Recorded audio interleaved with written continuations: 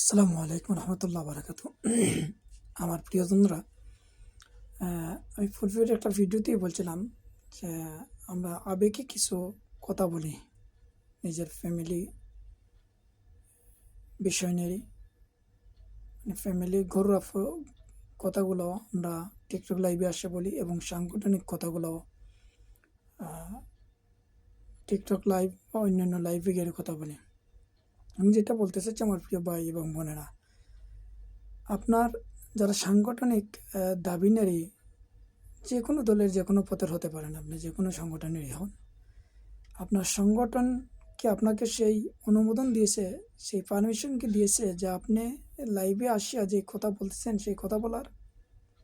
আমি 100% গ্যারান্টি দিয়ে বলতে পারি আপনার সংগঠন আপনাকে সেই পারমিশন দেয় নাই।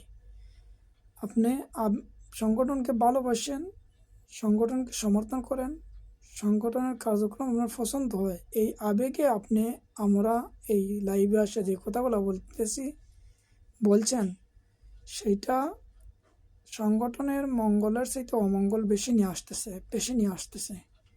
প্রিয় ভাই এবং বোনেরা, আপনি যেই সংগঠনেরই হন না কেন, যে সংগঠনকে প্রকৃতভাবে ভালোবেসে থাকেন, সংগঠনের উন্নত চান, সংগঠনের মঙ্গল চান, তাহলে সর্বপ্রথম সংগঠনের কাছ থেকে কী কথা বলবেন, কী কথা বলা যাবে না, অনলাইনে এবং অফলাইনে বাস্তবিক ফিজিক্যালি বসে সেগুলো আগে শিখেন, এরপরে লাইভে কথা বলেন।